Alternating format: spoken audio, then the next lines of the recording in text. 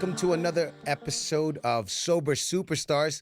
Taking a little bit of a break, doing some TFP stuff. And for those of you that don't know, that's the final percent. Just had an amazing event this week. But today, we've got Alan Roberts, and we are going to be interviewing him on his journey to sobriety.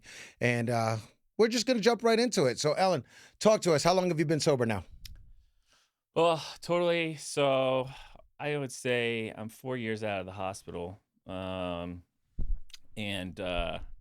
Closer to you. A Yeah. little bit closer to you. a little bit closer. Right there, All yeah. right. A year total. There's some California sobriety in there. Okay. But out of the hospital in a year and a half.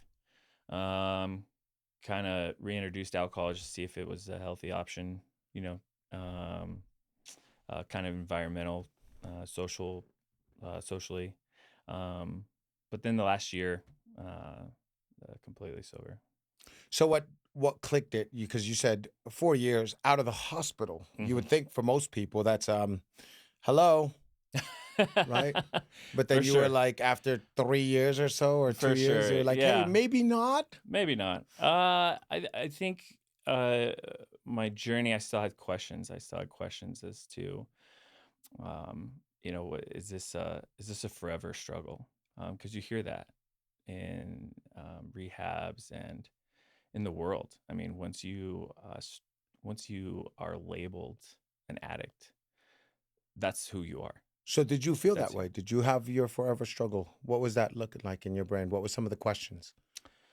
Yeah, I mean, in my early days, I didn't drink. I didn't drink a lot. So that's where I really got the question because I didn't understand. I was called a late bloomer, I think. I didn't start probably really developing a drinking habit, I would call it at that point, until like 34, 35. So recreational drinking, you're saying? Yeah, but more so like getting into the coping, getting into like, hey, like I'm gonna have an extra beer or I'm gonna have, a couple shots tonight because I just, I'm in the mood for it. I want it, calms me down, settles my day. So the excuses and the validation started creeping in. Started creeping in. Yeah. How bad did it get for you? Bad. Obviously hospitalized. So was it Hospital. hospitalized based on that or hospitalized because you crashed a car? Was it? Oh no, for that multiple times. Oh, Multiple multiple hospital times. Multiple times. Oh, that's like 3 times. okay. Okay. We had sepsis in Ooh. 2019. Fun. Yeah, that was like right when I said I had had enough, and sepsis was just kind of like a wake up call. Like, yep, you've had enough. And that was a struggle to get through that. I had one other stint between my final, what I consider my final hospital stay. So one more hospital visit, and then the third one, which was in May of 2021. So it took 3 times. 3 times, and the last one was that was a deathbed. Guys, for all my TFP peeps out there, this is so on brand. Anyway, go. And now the best part is you know exactly what I'm talking about, considering you were at the event. Yeah, So absolutely. that makes it even more fun. Absolutely. This was meant to happen now. Guys, note, we had 2 cancellations, so this is actually the third as well scheduled podcast recording. Right. So go figure. And this time it happened after the event, okay? No, so go on. You were, where was I? Where the hell were we? Well, we were in the hospital for the third time. I love it. For the third time. There you go. Third time. Body shutting down. I was filling up with pneumonia, going through multiple organ failure. I had doctors in the room arguing like what they're going to do, whether it's going to be dialysis or, whatever else they were talking about, pumping me full of meds, doing all the things. So it was a fight. It was definitely a fight, and got to the point where I even, closed my eyes to die and said my prayers. Oh, wow. Yeah. So are you a religious man? Spiritual man? Yeah, spiritual. Religious, probably not so much. Okay. I think God was definitely there. No doubt about that. Oh, that's a definitive. That's the only reason I'm sitting here. Right. That's it. That's a definitive. Because through all that, up until that last time, I mean, I had been through all the institutional help that you can get, including the church.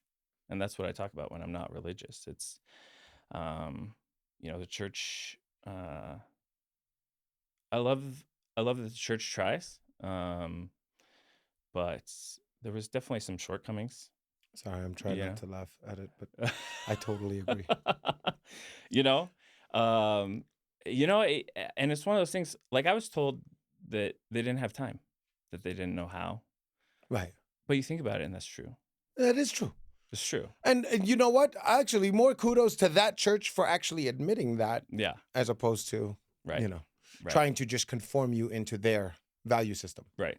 For Unless sure. they tried to continuously do that, as opposed to actually listen to your wants and needs. Yeah.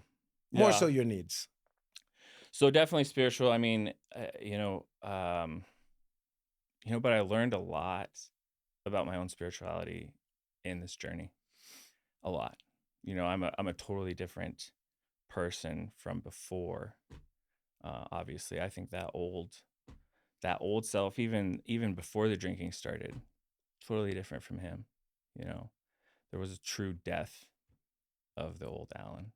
Oh, wow. And we're You know, talking about this on the week of Easter. yeah, right. I love it. Isn't that I crazy? love it. Yeah, there was really a true death, and so coming out of the hospital is like rediscovering life and what that is, including your walk with God.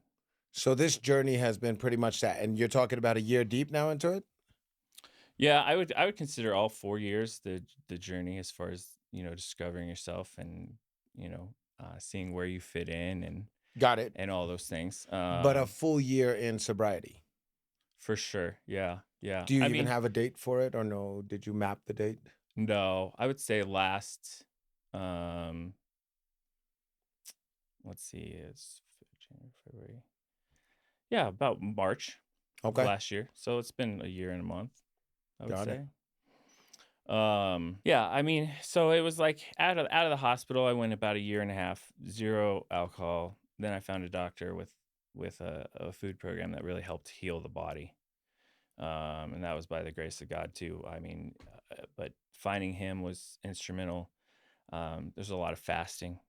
I was 289 at my max. Oh, wow. Yeah, I maxed out at 289, and when I found Doc, I was probably like 260. Oh, wow. Fasted my way down to 157. Wow. Yeah, Oh, that's ridiculous. So where are you sitting at now? I say about 200, 210. Yeah, I weigh about 210. So yeah, but that was really good. I enjoyed that experience. So after physically healing, it was um, kind of put the family back together. I had a wife and kids at the time, Okay. and really focused on serving that aspect of my life for a couple years, um, and then at some point I got the calling to kind of look at my environment as a whole, which included that family. And that's kind of when the drinking was reincorporated back into my life. How so? Came back into the house. It became, glass of wine with dinner, and just typically where it stayed, you know. But it got to a point where God challenged me, and He's like, "What? Like, why do Oh, you? so it didn't Why?" actually go back to overboard. No, it didn't go. It never went back to It overboard. never went back to No, overboard. This was just so this wasn't really like a relapse. This was no, whether or no. not this I is for experienced it. me. I experienced relapse, and we can go over that. The relapses So are this real. was a No, it wasn't. controlled experiment factor on whether or Yes, not alcohol could remain in your life if it wasn't a substantial impact per se. correct. Yeah, great. Okay, Yeah, cool, cool. great way I to see put it. that. Yeah. And then, so then how did God, I want to hear how God challenged you at this because I love the whole, here, I'll surrender most of it, right? Just like most of my life. Yeah, I'll give you most of it. But when most it of comes it. to that, no thanks. Yeah, When it comes to that, no thanks. I've had this struggle all my life. Like right. this has been my continuous, and God is always like, anytime I've held on to anything that I wasn't supposed to hold on to, it would even in that tiny minute sense, it would always end up being that You either let it go or I'll Yeah. make you let it go. Yeah. And that's how it's been with me because God has a purpose for my life. And I Right. know this. I've known this for a long time. I just didn't know what direction it was meant for. Yeah. But when it was really like brought to me, like, hey, you got to understand the level of you that I want you to be cannot contain this that you're holding on to. So let go of that anchor Yeah. and watch me let your ship sail. Yeah. And so it's always like, no thanks, no thanks. And then it ends up being that hard smack to the grill. I always refer to it as the baseball bat to the face. And when that baseball bat happens, I'm like, all right, you can have that too. You can have that too. But lately, it's been a lot more just willing Yeah. and full surrender. So talk to me about that. How did God talk to you? Well, you start feeling certain ways. I started recognizing some loneliness, and some anxiety just Oh, in general. And it's like, well, why do you feel this way? All of a sudden, because walking out of the hospital, I mean, it was peace. When I woke up from my prayers, when I told you I closed my eyes to die, mm-hmm. when I woke up, when I opened my eyes, I knew in that moment I had peace. That wasn't going to be a problem anymore. Um, but when this started creeping around, this is probably like the end of 2023. When it started creeping back in, you start feeling this loneliness, you start feeling this anxiety. And so it's just like those emotions to me are calling to go inward and see what's going on. And so I started looking around, and it was, some environmental things around me. And I could see When you where. say environmental, dive into that because that's a little too broad. Help our Sure. listeners understand what environmental Sure. Well, I in mean, this case it's is. it's your immediate surroundings. I mean, it's people who it's death by a thousand cuts. It's people who want you to be who you used to be, but there's a problem with that because who you used to be led you down that path, right? And so it was just a wake up call to start really evaluating who you truly want in your life. Are you gonna conform to what box they want to put you in?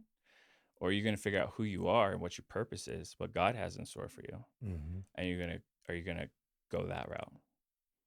Um, and so it's almost a call to protect your peace, and start evaluating. And part of that, some of that was the church environment, some of that was the family environment, and so to protect my peace, those some of that stuff had to go. So, what was the big transitions for this final calling and this final laydown? Oh, the biggest transition up until today has been this last calendar year, all like dating back to last Easter, which is kind of crazy. What are Uh, some of the action steps that you had to take? well, I don't know that I chose them, um, but The baseball bat to the face. yeah, the baseball bat to the face. I don't know that I There's chose them. I would consider last year like a year of isolation, and I don't know that I would have chosen that. Um, Isolation from? everything, family, old ways, old friends. Oh, wow. Um, but it's been a blessing. Recently, I heard somebody say that your alone time is God's way of really detaching you, truly detaching you from your old self and preparing you for what's in store, for what's coming. You need that time. That loneliness hurts sometimes. Did that resonate for you? Oh, for sure, Okay. 100%, Oh. 100%. Um, yeah, the loneliness hurts at times. And at the beginning of that journey, at the beginning of last year, um, you don't quite understand it, and that's where your faith comes in. You're just like, God, I don't know what is going on, but here it is. So, You you're know in direct communication. what? With You God, talk to God directly, for sure, like all the time. every day, Okay, perfect. every day, So, it's every not day, like, hey, I have to pray this morning kind of thing. It's not routine based. It's let's go. constantly, every day. Yep, that's. It's a constant prayer. I knew there was a reason I met you half naked in a sauna, sweating. Guys, just so you Yeah, know, that was at Choose Fitness. yeah. Okay. Our plug, our plug. Literally random meat, but awesome. So, what have you had to endure this past year? Talk to me about that. Like, give me the real deal with it, right? The concept of this is so that we could really connect with people that are struggling out there right now, Absolutely. and the journey that they're going to have to walk through, and the things that they're going to have to face. Because most of the times, right, when somebody that's under addiction Mm, understands that, hey, this has gotten the best of me and I need to get rid of this, for sure. right? They have that motivation that kicks in for that. Mm-hmm. But then the loneliness hits. Mm-hmm. Then the challenges hits. Then the Mm-hmm. adversity hits. Then all of a sudden, all these different things get in the way. And next thing you know, they're like, well, F this. This isn't what I was signing up for. I just wanted to be free. Now it feels like everything is crumbling on top of me, Yeah. but they don't realize that it's at the other side of that crumbling Mm-hmm.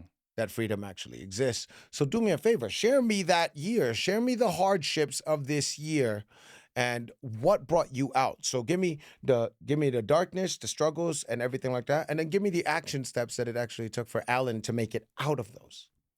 Yeah. So, I mean, some of the darkness was just pure depression, Mm. sadness. Um, Sadness from what? Let's get just specifics. knowing you're going to have to cut ties, Okay. knowing you're gonna have to cut ties. Who was the hardest cut? Family. Family. Mm-hmm. So what is the situation with that right now? How vulnerable are you willing to get for our listeners? I, man, Sorry, that's what this is for. no, for sure. Uh,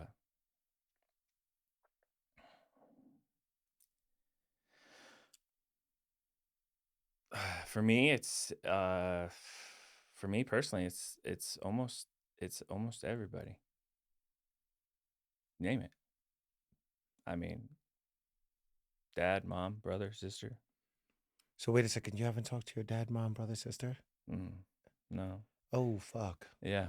Okay. Haven't seen my kids consistently since last June. Oh fuck. Okay. Mm-hmm. Um, Yeah, I, obviously went through a divorce. I couldn't even. You see how I am with my fucking kids. Oh I yeah, couldn't even. yeah, I couldn't even fathom yeah. a month. No, that was so. That's so going through that. The kids were definitely. I say mom, dad, brother, sister, but the kids are heartbreaking.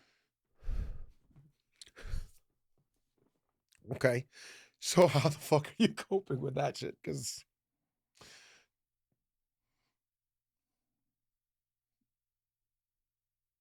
The armor of God. That's it. Just faith that He's got a plan. so But what are the logistics of that? When you get to, do you get to see your kids? How does?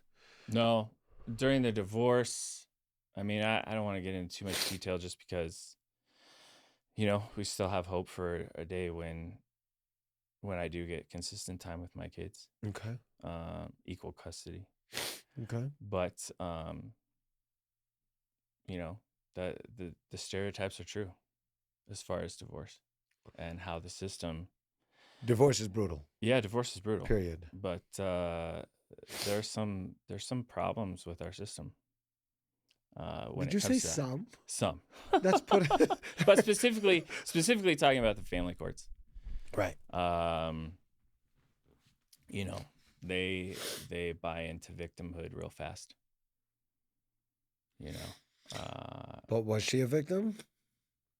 Are you taking full stock and full ownership? Who is the victimhood? You said they take it to victimhood really fast. Explain that to me. yeah. So, um, yeah. I mean, it was just, gosh, how would I say it?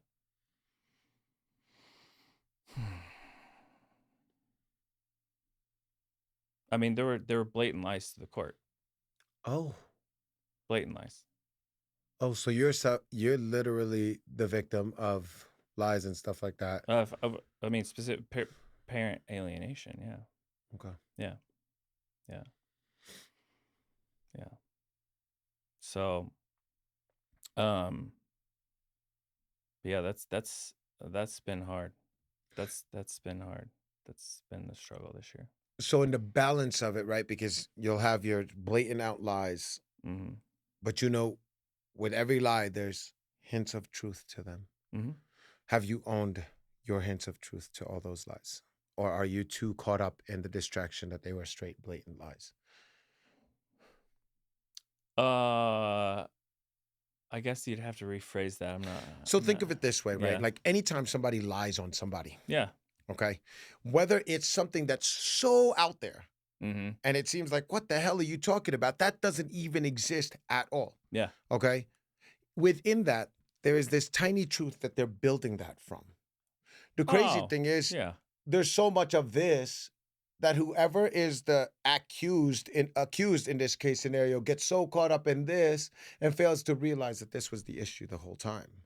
It Mhm. was just blown up to such a unproportionate, like, aspect that we missed this. Have you taken the time to go through this to figure out what this was so that you could find a value in gold in what you needed to improve in that aspect? Oh, for sure. Yeah. I Has that mean, been the journey? that's been some of the journey specifically to um that scenario in my life. I mean, that little bottom part, you can't give them that inch. That's an inch. You know, you give them that inch, they take the mile, Oh yeah. right? And I wasn't So, I wasn't talking about you yeah, giving it to them. yeah, I was yeah, talking about you giving that to you. right, Yeah. right. It was for your freedom at this Mhm. stage. Oh, for sure. And the forgiveness is there. I mean, I want to cover that. You've even forgiven her? Oh, for sure. Oh All of it. wow. Yeah. Okay, so you're really taking like the stride steps now. Huge. So I feel like, yeah. what's next for you then? I don't know. This weekend was a big open door. Mm-hmm. You Oh know, yeah, it meeting was. you was a huge door.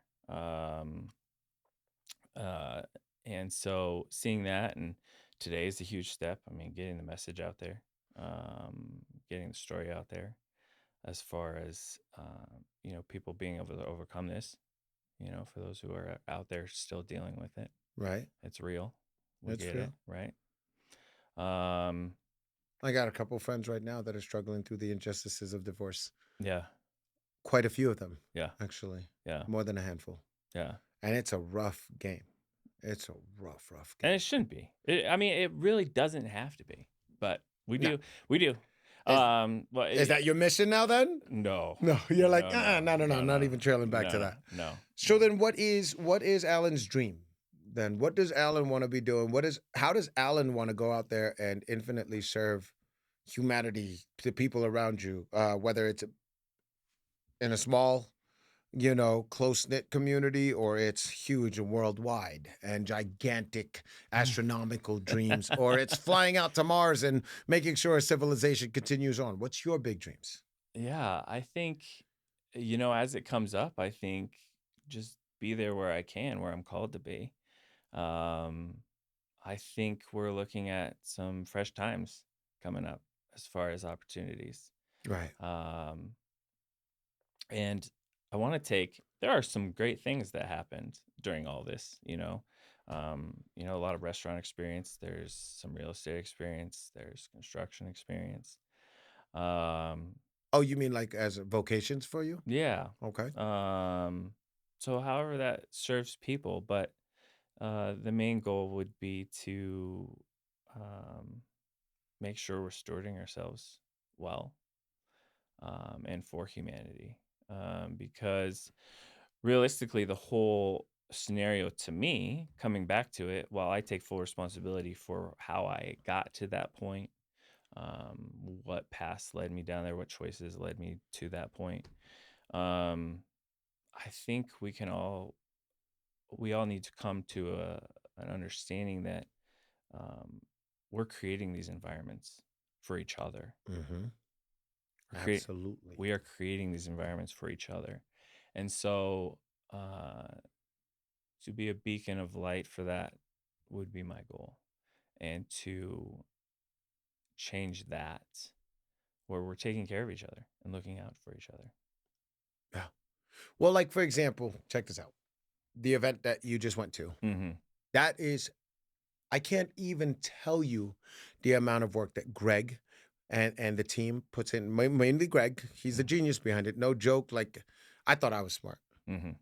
Mm, mm, mm-mm. Yeah. Like really. But the genius behind the work and how intentional every aspect is to create that experience and those moments. Yeah. He wasn't joking when it comes to every single heartbeat. I mean, he lives full out Yeah. and he embodies it. Yeah. And I thought to myself, I was like, there's no way somebody could really embody it to that extent consistently, right? Like Yeah. he does. At first, it's annoying, but now it's something I am actually going rocket ship striving for. So I'm good. Yeah. Like, yeah, at first, Yeah. like, this is fake. Yeah. And I literally was like, this is ridiculous. This isn't real. But now he's creating it so that everyone else can have an aspect to it, which is why we created Infinite Serve, why we created all the different masterminds, why we created all of it so that on a local aspect, everybody can experience this. And we are creating these kinds of environments to be beacons of light Right. for the community around us. And man, let me tell it's as simple as this. Um, Anytime any member is moving, right? We literally make it such an amazing party where everybody just comes to help. But the thing is, most of the time when you have those kinds of environments, if there's not a leadership structure, if there's not a standard that's Yeah. being set, if there's not this intentionality being set by people, you'll have your people that are sitting around doing nothing, which annoys the rest of the people who are doing everything and all of that, right? Like For all those sure. different dynamics. Yeah. But when you have a community that's literally all trying to outserve each other, all trying to outwork the other, all trying to put the word wow in each other's mouths, all trying to outcare the next person, bro, when you come to one of these moves Yeah. and it's a helping someone move and everybody's energy is through the roof, you're having these side conversations. Like we just did the Tanner. And I don't know if you got a chance to meet Tanner and Monica. I don't. And their family and their kids. Mm-mm. They moved, I believe, from Oklahoma. I don't know if it's Oklahoma. It's somewhere where tornadoes exist. And they moved out here to Black Hawk. Okay. And I believe we had like 9 to 11 people show up at their place in Black Hawk. Some people that have never met them, some people that have been part of the community and have met them, some people that just came to support. The beautiful thing about it was, right, like everybody was there to outserve everybody. And what would have taken them and their little family Yeah. 2 weeks to do for the next 2 weeks, we did in 4.5 hours Yeah. for them. And it wasn't just, oh, let's unload the boxes and help them unload the boxes. No, next thing you know, there was teams of people within each room unloading everything, putting things in hangars, putting things in the cup. I mean, the rooms were set up, the kids' beds were set up, everything like that. And thank you, Tanner, for building like house beds for both your kids. Because it wasn't just like a put a bed together. No, it was. And then not only that, for having like a $30,000 bed for your own bedroom. Sorry, I'm shouting you out, but he had like the most awesome bed. This thing was heavy and awkward to carry. But you know what? As a team, we all came together. And literally, for the people that didn't make it to this, Yeah. they had FOMO. That's how much the energy and just the community shows up for each other and the kind of fun that we actually have. Everybody, so many people brought coolers with food to bring in, to chip in and everything like that. We had burgers grilled and it was brats. It was just so good. That is amazing. And then some of the mothers and some of the people like just took care of kids or Right. watch kids. But we also had a really great area where the kids could just play. Yeah. And so overall, it was just, and just being able to watch and experience it was such a pleasure for me. I'm like, wow, I really, really love this community. This is what everyone needs. Not just us that get to experience it, but everyone needs this, Mhm. right? Because once you step into that where everybody's sitting there out serving each other and then also expecting the best of each other, not in expectation, Yeah. but in the standards that we've created together, Right. right? It's just, it's wonderful. By the way, May 10th, it's a Saturday. The McGinnises are moving. So we're Okay. moving them from like down in 81st and Federal to like somewhere in Thornton.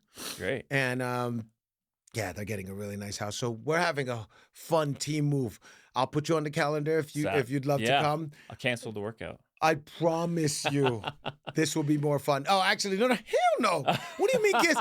That day I that we bet did the move, yeah, I was at Choose you were at beforehand. Shoes? Oh, Yeah, I went to man. Choose first, then I went to do it. I've been doing 2-a-days for, like, a month, so I'm like, that's where my mindset is right now. I gotta get back to one a day for a little bit, Right. Yeah, yeah, for a yeah. No, little I bit, get it. I and get it. then we'll get back to the grind. I We'll get get back it. to the Shout out grind. to Super Dave. Super fucking Dave is really what it is on online. Did you meet him by chance? I don't think so. No. He has a very little presence about him. The big black dude. Oh, yeah, yeah, Yeah, yeah, yeah, yeah, tiny for sure. presence. Tiny Yeah, just presence. a You little know, bit. you Yeah, never little guy. notice he's there. Little guy. Yeah, can't recognize when he's in a room. But anyway, he was doing workouts for us in a thing, and he introduced gauntlets to Greg when Greg was out in Vegas at a Steve Aoki stuff and all these big things that they were doing out there. But so they were doing that, and then I, you know, connected with him through social media before he ever came out here and everything like that. And then I started doing gauntlets. And so much so that I was doing it like every day. And Greg was like, bro, this isn't an everyday thing. You're going to destroy your joints. Yeah. Calm down, buddy. Yeah. But I'm that kind of guy. Like, ooh, I like that. Ooh, ah. And then go through and just Oh, keep I doing get it you. over and over again. Absolutely. But yeah, so we got the May 10th. Anyway, Super Dave, where am I? I'm like in 10 different conversations now. So We're good. let's It's raw. reel back all the way at 33-minute mark. Let's reel back all the way into, okay, so now with your journey, what we do here at Sober Superstars is we try to find the keys to freedom, Mm. right? The reason I even created this platform was because I realized that I didn't have all the keys. Mm-hmm. I have tried to help many people out of addiction for a very long time through coaching, through all of the different steps that I've learned, etc. But I realized that I didn't have all the answers. Not even close. Right. The things that worked for me didn't work for a lot of people. Yeah. And some of them I love really deeply and are still in the struggling of addiction today. So I was like, I'm going to set out on a mission to find all the keys to freedom so that I could share them on a platform and people could discover them. So if you were to be able to drop it to one or two keys to freedom that unlocked freedom for you, what would those be? Well, one would have to be God. Okay. You have to, and we could expand on that a lot. I mean, it doesn't have to be as simple as just that. Well, expand on it in the way that you. Because I mean, we have to understand that God comes from within us, right? God is in us. It's not the modern day church that people think about, the buildings and the sermons and whatever you think religion is. And so that's the first key, is realizing that he lives in you and finding that love for yourself that he expects you to have, to want to do it. You got to want to do it. I tried to do it for the wife. I tried to do it for the kids. I tried to do it so I wasn't an embarrassment. All the things. And really, for me personally, that didn't work. I died. I went to my deathbed. Right.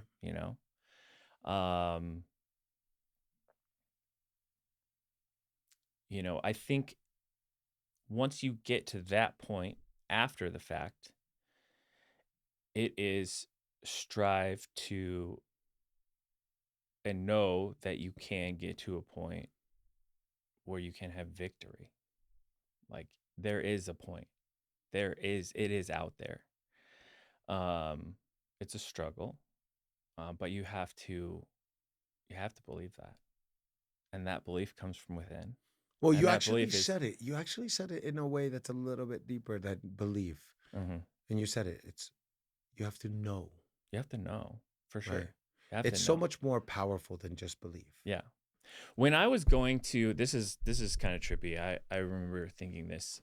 When I was going to the hospital for the last time, I 100% knew I was going there to die. But I also 100% knew everything was going to be okay. You were right on both of it. And how is that even possible? Only the divine can do that. Yeah. But that was my true belief. Like, yep, I'm going to die, Happy Easter. you know? And yep, I'm going to be okay. It's going to be fine. And I wasn't able to actually, so one of the benefits of this last year for those who are, ever afraid to be alone and do some healing, and do some inner work. I mean, that I wasn't able to conceptualize that thought until this last year, until just to really pray and meditate on that. Because I knew that even coming out of the hospital, I was like, going to the hospital, I knew that, but I couldn't make sense of it. I didn't realize that it was true. I was 100% going to die and 100% going to live. That was my belief. It's what I. That was my. That was a. And It was a. It's a prayer. 100% true. It's a prayer, and it's 100% true. Yeah. That's the beauty of it. Yeah. Yeah. Mm-hmm. So you got to believe that. No. Got to believe. No. Gotta know. Gotta know. They gotta know. You gotta know. Sorry, you're like, You're fine. What is he telling me? I What does he mean? No. K-N-O-W, not Yeah. N-O, not N-O. Yeah. K-N-O-W. Yeah. You gotta know. Mm-hmm. So then, in this knowing, right, during the struggles, you gotta be okay with being alone. So this is for the people out there that are struggling with being alone, right? Especially when you've got programmed in your brain, idle hands are the devil's playground. You know what I mean? I can't be alone with myself because that's when I start doing all the bad things, etc. And all those stories and all those pre-programs that are in your brain. I'm pretty sure you had some of those too, didn't you? For sure. Yeah. How did you navigate through that during the lonely times? Like what kind of disciplines did you need to have? What kind of, what did you replace some of the bad habits with, or let's not even call them bad habits, right? Let's call them non-optimal actions. Sure. You see what I'm saying? As opposed to, I mean, once I realized where it was heading, I mean, first place I went back to was the gym. I mean, this last year is my first year in the gym for a decade. Oh wow! So folks, he replaced an addiction with another one. Mm-hmm. But a good one. But a good one. Optimal. But a good one. Let's not label it good or bad. It's good. It's good. It's real good. It's good. It's and I'll tell you a story real quick. I'm gonna get on my soapbox for somebody real quick. Sure. Go into mic with it though. Face the mic when you're doing it. If you're in the soapbox mode. So we were. I don't know if it's a soapbox. Whatever it is. I was in an IOP class once, an intensive outpatient program, and you all go in and you all share your stories and whatever. And this guy gets in there. He's sharing his story, and he's this guy, and he relapsed. He's like, I relapsed. I live in a sober house, and we're like, well, how'd you relapse? And he's like, well, I started running marathons, and I was doing all these things, and my counselor told me that my addiction was showing up in my running, so she told me I needed to address my addiction, and then he relapsed. And I was just like, what? Why are we telling people like to quit something that's healthy and then causing them to take 5 steps back? Can you be addicted to exercise? Absolutely. Would I rather be addicted to exercise than alcohol? Absolutely, all day. I'd rather my legs fall off from running marathons than to go through that experience again. Right. It was just intriguing. It was intriguing when you. Well, brought so that no, up. hold on. Honestly, whoever that was, I almost want to slap them in the face. Yeah. Guys, the truth is, and this is the problem, right? Like we get lost in the mire of it. Once an addict, always an addict. That is an absolute truth. There is no way out of that. If it is in your personality archetype and everything like that, once an addict, you will always be an addict. Right. The difference is, what are you going to shift it to? Right.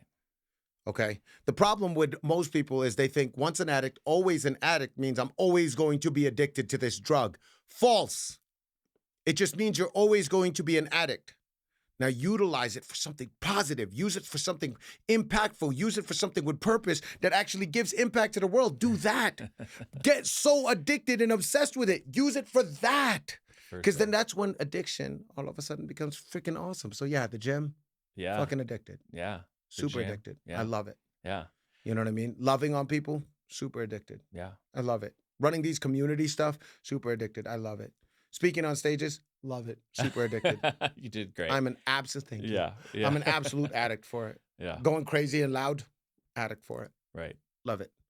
So yeah, once an addict, always an addict. I can never see a day where I'm not addicted to something. But I'd rather be addicted to something super amazing that actually serves people around me as opposed to destroys my life. So 100%. yeah, that's actually 100%. I baseball bet to know. the face I of that. know. I know. Counselor, you have to address your addictive personalities. Yeah, own it. Own it. That's how you address that. Own it. Other disciplines though, huge into prayer, meditations, that discipline really, I mean, we talked about Who do the you pray constant to, prayer. real quick? Do you have an avatar or an archetype or Jesus, Buddha, anything like that, or is it just God as an overall? Oh, I believe Jesus is God, Okay, perfect. right? Okay, I pray as he taught though to the Father, okay, and perfect. that's who my prayers are to. So, all right, perfect. I believe Jesus is there to guide us through our life. Yeah. You know, um, so I do a two-way prayer in the morning though, handwritten. You So what? I do a two-way prayer in the morning. So it's a conversation with God, And you do it every morning? and I do it every morning. Ooh. There's some not okay. Ah, no, no, no, no, Every, no. right? Absolutes. Be careful with the Yeah, absolutes. but 90, tell 90, tell us about 95% of this. the time. Tell us about this. Tell us about this method. I mean, hopefully we could share this with somebody. Yeah, Like, yeah. So the beginning of last year, it was a struggle, and thank God for some advice that we got last year, and to start journaling. So I started this a year ago, and it was a struggle to start at first. It's like, how do you even do this? And they were just like, just start writing. And my first journal was like, I'm journaling. This is crazy. nice. I love it. But getting your feelings down on paper, really helps you release them. And then that turned into just the conversations with God. And it's, I was journaling for the divorce, and that was just obviously a toxic thing. And then, so I just dumped that journal at some point. Nice. Was part of the journey. How did you dump it though? Did you do some sort of ritual? Did you do some sort of something fun for it? Or no, just he said, just put "Fuck it I just put it in the closet. It's Oh, fine. Yeah. If ever you find yourself trailing back to the madness in it, Yeah. do a crazy, awesome ritual for it. Okay. Like But burn it. sure. Like fire's always a good one. Right. And I'm not dogging on the divorce, but it was just negative energy Right. that I didn't want. Burn I didn't it. want anymore. Burn it. We were on this healing journey, and that's where we're going. So bought a brand new journal, and just made it positive. What color is it? Affirmations. That journal was so the divorce journal was black, not intentionally. And then my next two journals were brown. My last one's blue. Yeah. So complete darkness, and brown, which is safety, and then blue, which is law. Law. Huh. This is interesting. Yeah. Learn something new, huh? I love this. Yeah. Yeah, we could dive in that. That's part of the infinity spectrum. Okay. That we talk about in Yeah. the hierarchies of consciousness and Okay. awareness and stuff like that. Purple, the top being self-actualized. Okay. So That's not why I'm wearing purple. Okay, this is the color. I'm not trying to claim to be self-actualized, although in some areas I'm still not trying to claim to be self-actualized. So the two-way prayer is great. So tell me, what's the steps on that? So if you were to teach somebody to do the two-way prayer, go ahead. That camera. Go. This camera. Yeah. I mean, it's sitting down and you're channeling that inner voice, and that inner voice is God, and you are knowing, you're putting down what you want, how you want your day to go, and what you're calling for, whether it's wisdom, peace, or just an attitude of gratitude. And I always make it a point to be thankful as much as possible, to bring him any challenges, and write out those answers, and you kind of have to get in Wait, this so you flow. write out the answers? Yeah. Mm-hmm. I Yeah. like this. So you have to kind of be in a flow state spiritually / mentally, um, to to be able to hear him, Wait a right? second, wait a second, wait Because a second, wait a second. So I'm mapping this now. Okay. Real quick on a step process so you could Mhm, start with gratitude, obviously, because that's mhm, the energy and the frequency for receiving. right. Right? If you don't even start there, you're blocking everything from actually coming to you. And you're talking about this flow state. Mhm, Gratitude is one of those mhm, that can literally put you in a flow state like that. mhm, And it's a hard shift sometimes, especially when you're caught up in all the distractions, all the nonsense that's happening, all for the sure, environment for sure. that we talk about. But then, okay, start with gratitude, Mhm. bring all the challenges So of, let me step back one. okay, Can I go. step back one? Yeah, please. You have to be okay, let me say this. I learned I have to be humble enough and have enough discernment to realize what thoughts are mine and what thoughts are from him. So like, is that my thought? Mm. Is that from him? Or am I guiding this thought process, or is he guiding this thought process? And that takes practice and discipline. And baseball bats to the face because And I baseball bats to the struggled, face for bro. I sure. struggled with that one Yeah. for like 3 years, like of just hard. Like, is this one me? Is this one you? Yeah. Can I share with you something Oh, on please. I this love it. one? So, I love it. one of the biggest aspects of it that made me realize the difference, whether or not it was him or me, if I didn't want to do it, and if it battled with everything that was inside me, and I really, really didn't want to do it, and I was sitting there trying to justify it and everything, it's from him. For sure. That one's from him. Mm-hmm. When I'm like, ooh, this is really cool, and let me tell everybody about it, might be my own. Might be my own. Yeah. Might be my own and my own agenda, and now I'm trying to spread it. Yeah. When it deals with my own internal work, and it's like, you need to do this, you need to change it, but I don't want to. Yeah. But you need to. Oh, that's when I realized it was from him. Yeah. When it was like, hey, let me share this with everybody, tell everybody what God said to me. Usually wasn't. Yeah. It was usually ego-centered and derived from my own thought processes. Probably cool. And sometimes it still helped because for somebody else, it could have been God speaking to them. Yeah. Through it. And especially if they get that trigger of, well, I don't like what you just said. Yeah. I hate what you said, matter of fact. I can't stand what you, but you have that internal knowing Yeah. that it's supposed to be. And you're like, I hate it. That's usually God nudging you. For sure. So that was my biggest game changer for me. That was like, but still, even after that revelation, even after that game changer, there was still stubborn, stupid, egotistical, maniacal Buddhakai. That's my alter ego, right? Like that's my rapper name too.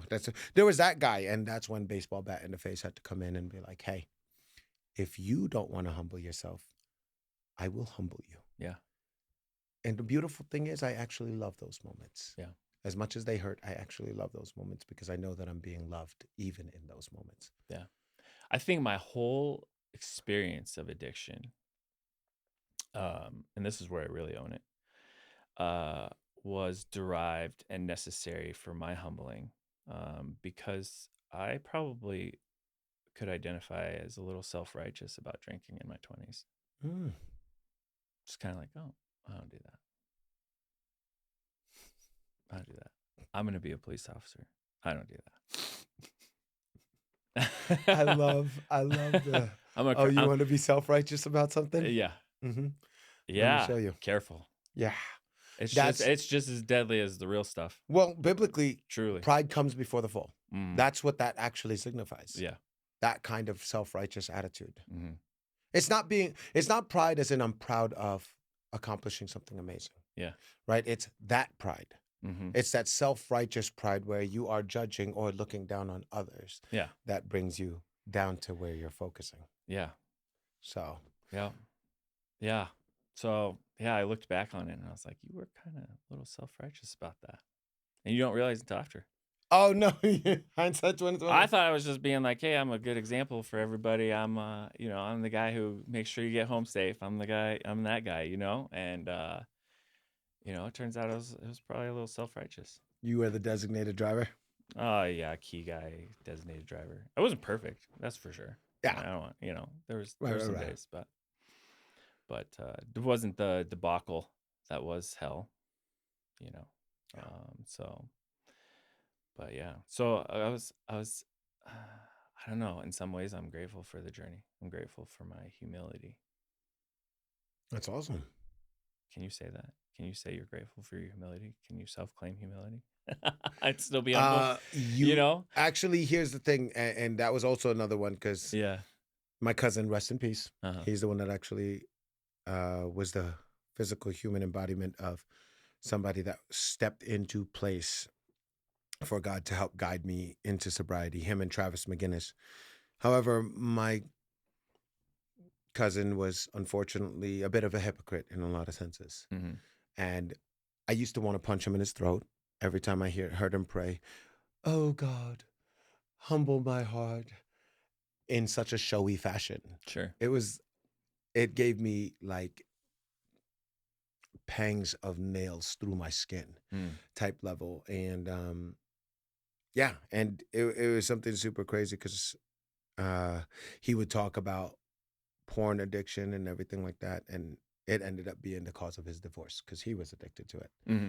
But he would self righteously speak against it. And so when I talk about Greg and I talk about how most of my leaders and mentors before me, unfortunately, were hypocrites, Mm-hmm. Greg is not. Yeah. And for the first time, I have somebody that could literally be like, you know what? If you tell me to go, God's already told me that I'm meant to be here with you. Yeah. And it took me a while for that too. Right. It took me a while for that. And I didn't want to listen. That was my issue. But look, the team has proven itself over and over again, even though I've tried to map every doubt. My skepticism broken every single one of them. And I'm like, this can't be real. Like this can't be real. Right. And Greg says this phrase, sometimes a lot of the reasons why we miss out on the too good to be true is because we say it's too good to be true. Mm. When the truth is, it's just meant to be that good. Right. Gotta know it's You good. know what I mean? And he says the other one, and when him and his wife talk about it's weird that it's weird. Mm-hmm.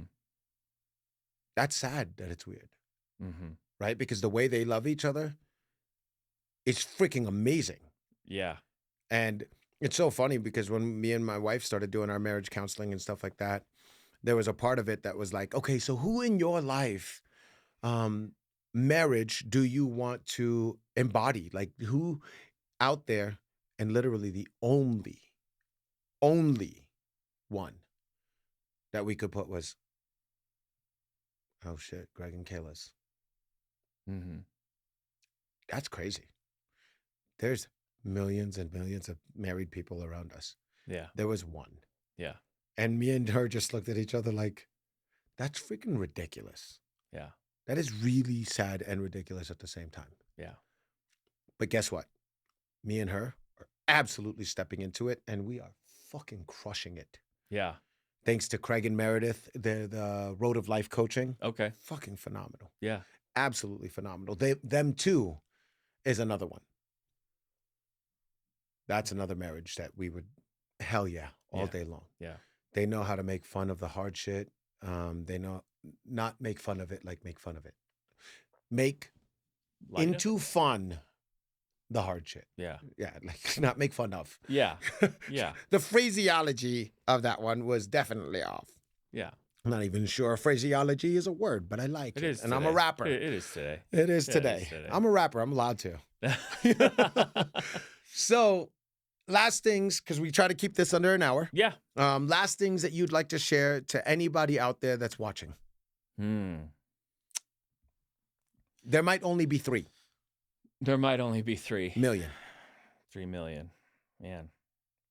Why'd I go back to 3? Jesus. A bird's eye view of this. you know, we look at a lot of problems in society. It can be addiction, it can be homelessness, it can be whatever, Both. both. Those are just examples. Um, what I saw a lot of was like people talking about the problem, complaining about the problem. And in my experience, what I've seen is that the people that talk about the problem, complain about the problems, are the problem when we talk about environment. Right. One of the counselors I talked to after the last hospital stay, I didn't even know this was going to be so profound. But he asked me a question. He asked me who my support system was, all the things I listed, all these people, and he's like, "Oh, I won't say who it was, but he's like, did you realize you didn't mention this person in your who should have been there? Did you realize you didn't even list that person?" And I was like, "No, I didn't realize that." He goes, a lot of times when these people go off to treatments and do all these things, everybody's living their life and doing their thing. And the person comes back from rehab sober, comes back from whatever they're dealing with, healed.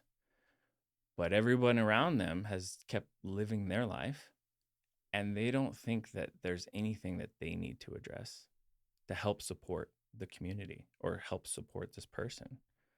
And so